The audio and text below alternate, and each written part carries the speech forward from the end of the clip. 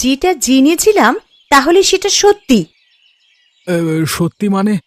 আপনি মানে তুমি কি জানো? কি হয়েছে পরিষ্কার করে বললেই তো হয়। আমি গ্রামের সমস্ত হোটেলগুলো ঘুরে দেখছিলাম, কারণ আমি খাদ্য বিভাগের প্রধান। কিন্তু এখানে এসে দেখছি যে দুই ভাই মিলে পচা মাংস আর খাবারের ব্যবসা একেবারে জমিয়ে দিয়েছো। দেখুন, পরিষ্কার করে বলছি একটা কথা, আজকাল কেউ সৎ নয়, সৎ হয়ে কেউ বাঁচতে পারে না। আপনি ঠিক কি চান আমাকে বলবেন? না মানে আমরা চেষ্টা করে দেখতে পারি, কিন্তু দয়া করে আমাদের হোটেলটা বন্ধ করে দেবেন না। হ্যাঁ, মোটা হাত খরচা দিতে পারি আপনাকে। টাকা পয়সা তো সকলেরই দরকার, তাই না? সরকার যে টাকা মাইনে দেয় সেই টাকায় নিশ্চয়ই স্বপ্ন পূরণ হয় না। তা কত টাকা দিতে পারবে তোমরা আমাকে? আপাতত এই 30,000 টাকা রাখুন। তবে হ্যাঁ, এর বদলে কিন্তু মুখ বন্ধ রাখতে হবে আপনাকে, এবং আমাদের উপর যা বিপদ আপদ আসবে আপনাকে সামলাতে হবে। আমার পাওনা যদি সঠিক সময়ে আমার কাছে পৌঁছে যায় তাহলে কোনো সমস্যাই হবে না হোটেল চালিয়ে যাওয়ার। আর না হলে কোমরে দড়ি পরিয়ে ডান্ডা মারতে মারতে নিয়ে যাব। আপনি একদম চিন্তা করবেন না, সঠিক সময় মতো আপনার পাওনা আমরা পাঠিয়ে দেব, ঠিক আছে?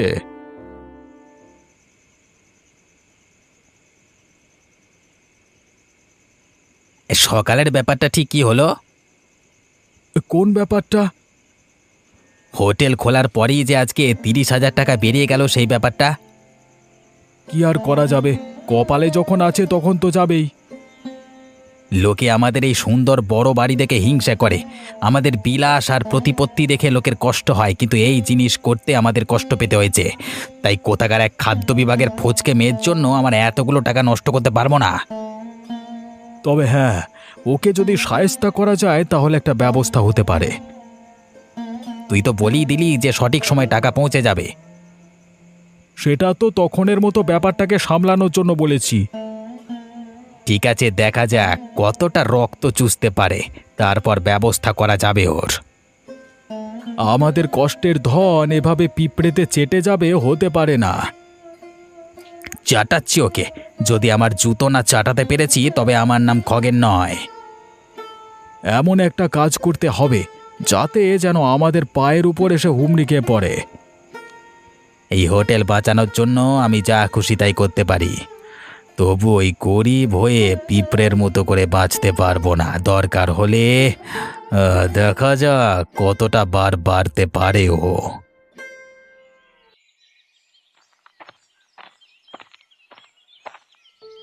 শুনেছি তুমি খাদ্য বিভাগের প্রধান, তোমার কাছে একটা নালিশ নিয়ে এলাম মা।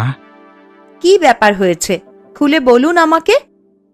ব্যাপার হয়েছে যে গ্রামে একটা হোটেল আছে যেখানে পচা মাংস পাওয়া যায়। কই, এরকম কোনো হোটেলের কথা তো আমার কানে আসেনি। আজকাল সরকারি কর্মচারীদের গায়ের চামড়া একটু মোটা হয়ে গেছে কিনা, হয়তো তার সাথে সাথে কানগুলো খারাপ হয়ে যাচ্ছে, তাই এসব সাধারণ কথা কানে পৌঁছাচ্ছে না, অথচ তাদের কানেই সবার আগে পৌঁছানোটা দরকার। কি বলতে চান কি আপনি? আপনি কি জানেন যে সরকারি অফিসে দাঁড়িয়ে একজন সরকারি কর্মচারীকে অপমান করলে তার শাস্তি ভয়ানক হতে পারে? তার জন্য জেলও হতে পারে আপনার। ভালো কাজ করবার জন্য যদি আমাকে জেলে যেতে হয় তাহলে ঢুকিয়ে দাও মা। যাতে জিতে না হয় সেই কথাটাই বলছি আপনাকে। এই বয়সে এসে আর আপনার জেল খাটতে ভালো লাগবে না।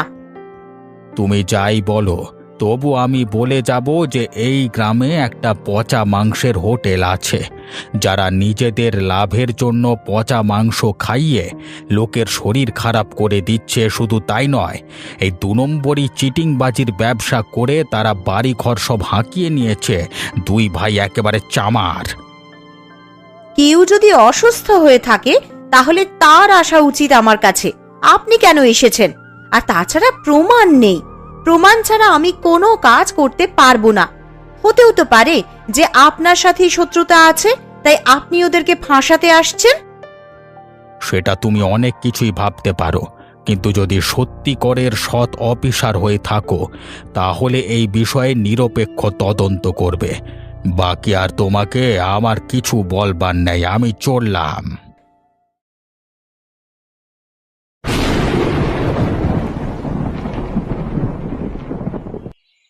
কোথায় যাচ্ছ তোমরা? বড্ড বেশি টাকা করে ফেলেছো তো আজকাল। আপনাকে তো আপনার টাকা দিয়ে দেওয়া হয়েছিল, তাহলে আবার কেন আমাদের রাস্তা আটকালেন? টাকা দেওয়া হয়েছিল ঠিক আছে, কিন্তু তোমাদের নামে যে আমাদের অফিসে নালিশ আসছে, দেব নাকি হোটেলটা বন্ধ করে? সেদিন টাকা নিয়ে আজকে হুমকি দেওয়া একটু বাড়াবাড়ি হচ্ছে না? বাড়াবাড়ি কাকে বলে দেখাবো? দেখাবো কি করে এক রাতে হোটেল লাটে তুলে দিতে হয়, আর ঘর বাড়ি সিল করে দিয়ে রাস্তায় বসিয়ে দেব। কি চাই আপনার? আগের বার যত দিয়েছিলে তার দ্বিগুণ টাকা চাই, আর সেটা যদি দুদিনের মধ্যে না পাই তাহলে হোটেলের মায়া ভুলতে হবে। তোকে বলেছিলাম গোপাল যে পায়ের জুতোকে পায়ে রাখতে হয়, মাথায় তুলতে নেই। এবার দেখলি তো গালে কিরকম জুতোটা মারলো। কে পায়ের জুতো দুদিনের মধ্যে সেটা দেখিয়ে দেব। আমরা অসৎ পথে ব্যবসা করতে পারি, কিন্তু সেই ব্যবসার ভাগীদার এখন আপনিও, তাই সাধু সাজতে পারবেন না। আরও একটা কথা বলে রাখছি, পেছনে যদি লাগতে আসেন তাহলে কিন্তু ভয়ানক প্রতিশোধ নেব। তাহলে দেখা যাক কার কত দম আছে, হয় টাকা না হলে খেল খতম।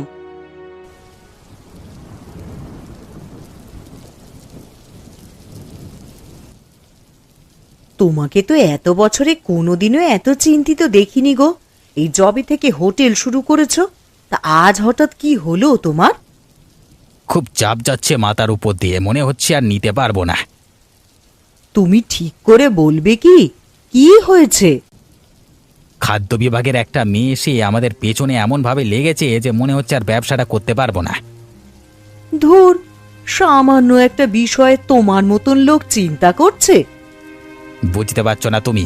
মেয়েটা বাচ্চা হলেও সরকারি অফিসার, কিছু করতে গেলে বিপদ হয়ে যেতে পারে। তুমি শুধু সেই দিকটাই ভাবলে, আর ভাবলে না যে এত বড় সংসার, এত বড় বাড়ির খরচা কিভাবে চলে। কোথাকার একটা মেয়ে এসে তোমার সব কিছু এবার নষ্ট করে দেবে, এ তো হয় না। তাহলে কি করব আমি, তুমি বলে দাও। ওই মেয়েটাকে সরিয়ে দাও এই দুনিয়া থেকে, আর এমন ভাবে কাজটা করবে যেন কেউ টের না পায়, যেন বাম হাত জানতে না পারে ডান হাত কি করছে। তুমি যখন আমাকে নিজের স্ত্রী হয়ে এতটা সাহস দিচ্ছ, তবে আমি প্রতিজ্ঞা করছি যে ওই মেয়েকে যতক্ষণ না শেষ করতে পারছি ততক্ষণ আমি অন্ন গ্রহণ করব না। ভাইকেও নেব এই দলে।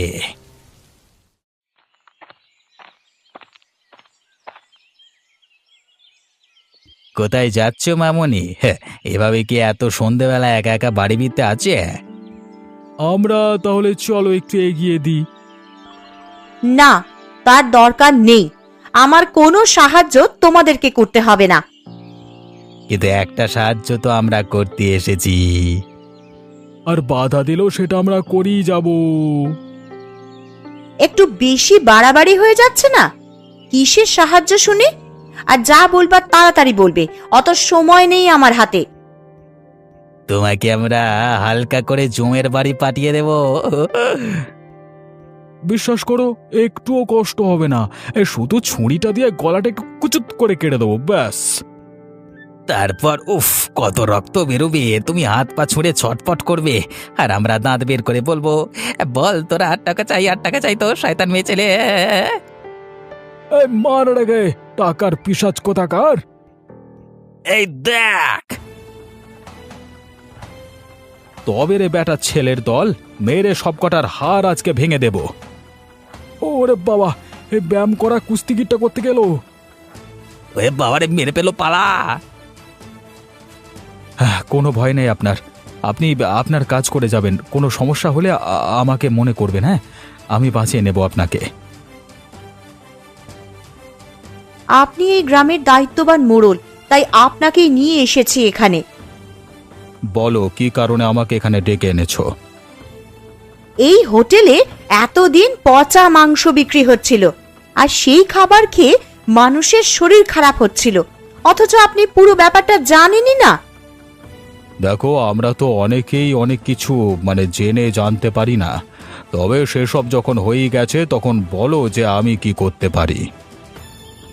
আমি একজন খাদ্য বিভাগের প্রধান হয়ে এই হোটেলটা বন্ধ করে দিতে চাই। কেন, ঘুষ খাওয়ার সময় মনে ছিল না? মুখ সামলে কথা বলো শয়তান। এখনো পর্যন্ত রাতের বেলায় আমার উপরে আক্রমণ করা নিয়ে তোমাকে পুলিশের হাতে দিইনি, এটাই ভাগ্য ভালো তোমার। আমরাও দেখব এই হোটেল কি করে বন্ধ হয়। পলাশ বাবা, তুমি গিয়ে ওদেরকে মেরে একটু ধুনে দাও তো, তারপর ওরা বুঝবে। তোরা যে এখনো আমার থেকে বেঁচে আছিস সে তোদের ভাগ্য ভালো। যাবো নাকি? না না, ঠিক আছে ঠিক আছে, তোমরা যখন বলছো তখন বন্ধ করে দিচ্ছি আপাতত, কিন্তু ঠিক একদিন খুলে যাবে এই হোটেল, আমাদেরকে ঠেকিয়ে রাখতে পারবে না। আমরা আবার ফিরে আসবো, সেই দিনের অপেক্ষা করো।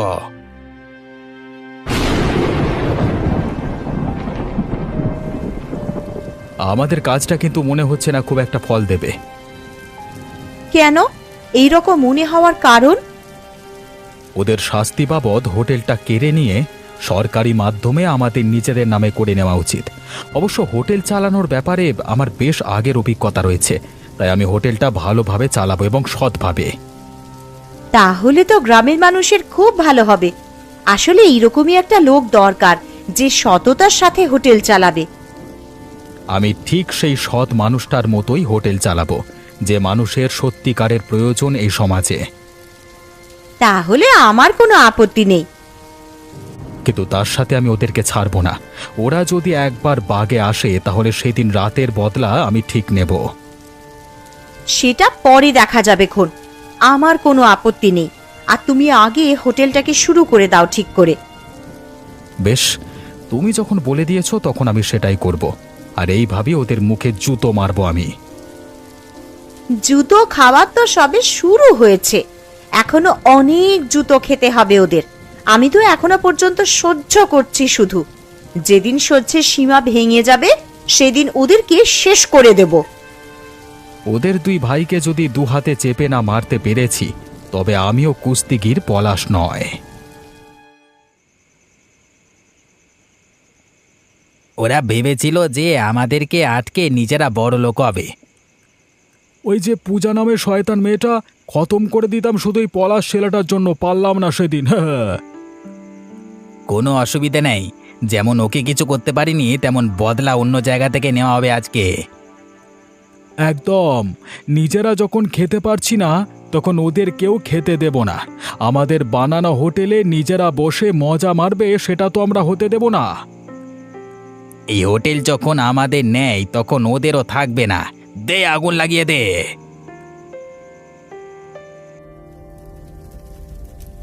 এই দেখ, ওদের স্বপ্নের ময়না কেমন জ্বলে পুড়ে খাক হয়ে যাচ্ছে। কিন্তু আমাদেরকে এখানে বসে থাকলে হবে না, যে কোনো মুহূর্তে আমরা ফেঁসে যেতে পারি। চল পালিয়ে যাই। কিন্তু পালাবি কোথায়? আর বাড়িতে জানাবি না? চিন্তা করবে তো। আরে, আমার একটা গোপন ঘাঁটি জানা আছে, আমাদের বাড়ির পাশ দিয়েই রাস্তা যায় সেটা। যাওয়ার সময় তোর বৌদিকে জানিয়ে দিয়ে চলে যাবো। চল। হ্যাঁ চল, পালাই। হায় ঈশ্বর, এ কি দৃশ্য দেখলাম আমি! আমার চোখে কেন এসব এসে পড়লো?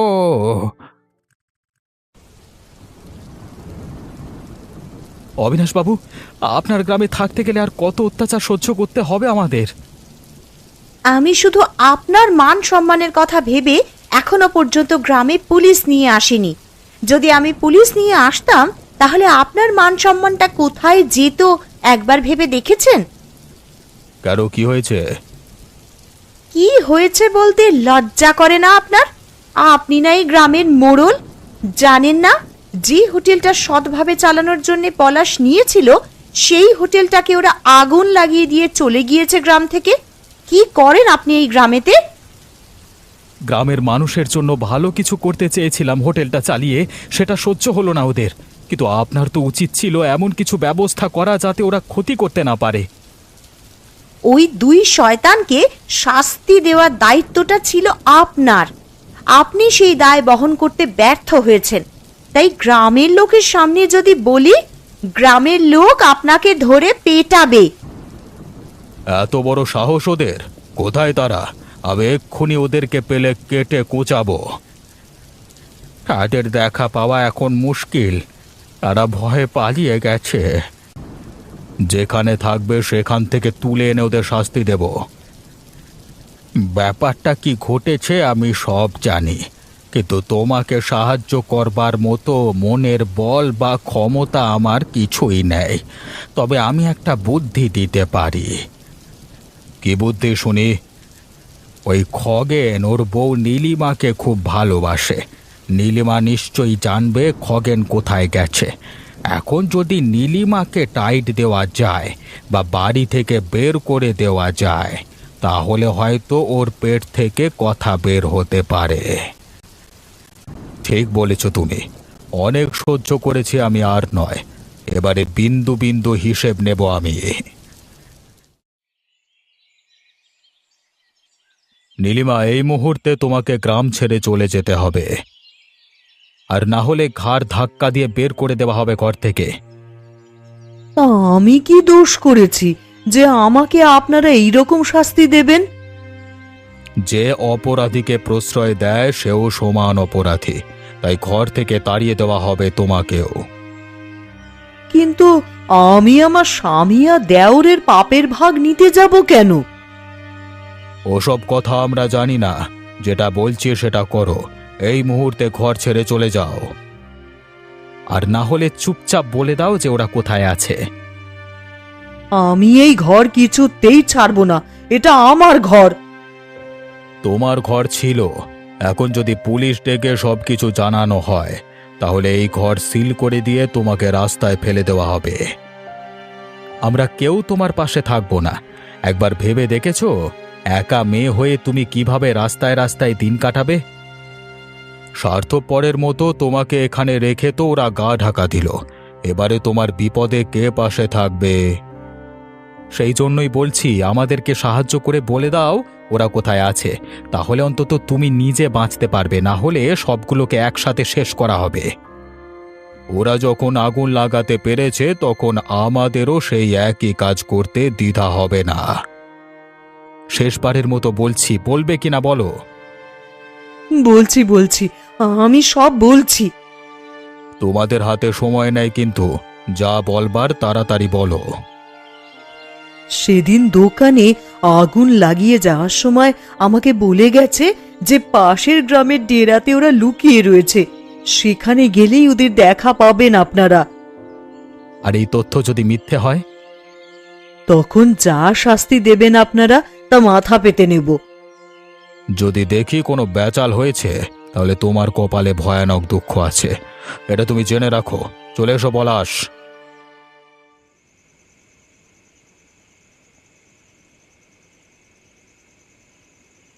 নেশাটা একটু বেশি হয়ে গেল মনে হচ্ছে খগেন। আরে দাঁড়াও তো, দুই ভাই মিলে কতদিন পরে আসর জমিয়ে মাল মারছি, নেশা করবার জন্য তো মদ খাচ্ছি নাকি? আরে ঠিক বলেছি, সেখানে আমাদের চিন্তা কি আছে?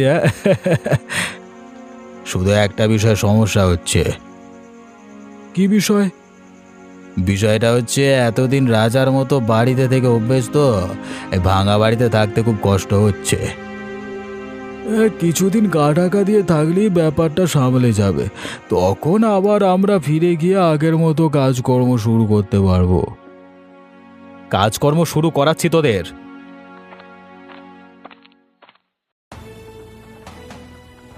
মার বেটাদের এখানেই। তবে রে শয়তানের বাচ্চা! ওরে বাবা, মরে গেলাম। ওয়ে বাবা, খুব লাগছে, পলা ছেড়ে দাও বাবা, লাগছে। আমার দোকানে আগুন লাগানোর সময় মনে ছিল না? ওটা এখন তোদের দোকান নয়, ওটা আমার দোকান। আর ক্ষতি করেছিস তুই আমার। সেদিন এই সৎ মেয়ে পূজার উপর আক্রমণ করবার সময় মনে ছিল না? বাঁচাও বাঁচাও! মনে হচ্ছে আমার হাড়গোড় ভেঙে যাবে, বাঁচাও না। এদেরকে ছাড়া যাবে না পলাশ। মারতে মারতে নিয়ে চলো গ্রামে, তারপর ওদের বিচার হবে ওখানেই।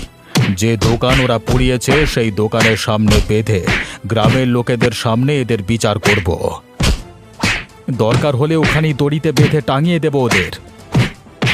আমাদের ছেড়ে দাও না, দয়া করে, ভুলে গেছে, ছেড়ে দাও না। এবারে পাপের প্রায়শ্চিত্ত হবে তোদের। চল।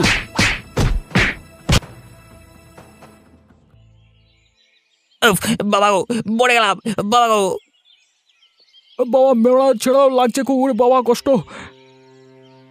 দেখো তোমরা সবাই, এই দুজন শয়তান মিলে আমাদের খাদ্য বিভাগের প্রধান পূজাকে টাকার লোভ দেখিয়ে নিজেদের দলে টানবার চেষ্টা করেছিল।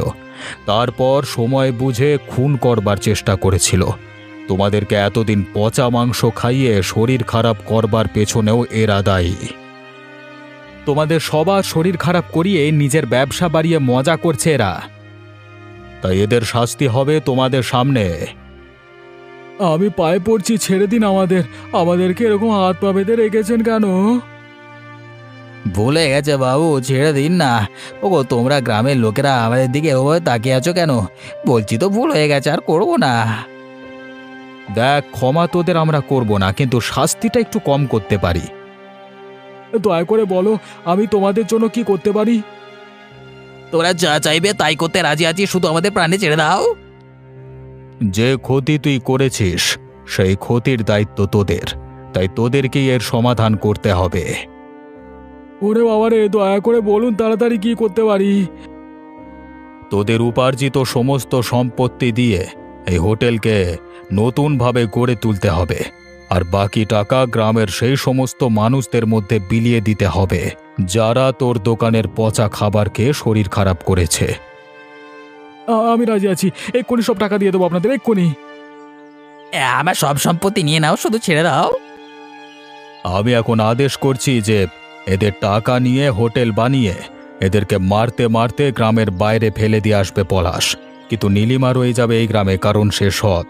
তার জন্যই আমরা এই দুটো শয়তানকে ধরতে পেরেছি। আপনি যা বলবেন তাই হবে বাবু। এবার থেকে পাকাপাকিভাবে তুমি হোটেলের দায়িত্ব নেবে, আর হোটেলে ভালো করে মুরগির মাংস রান্না করে বিক্রি করবে।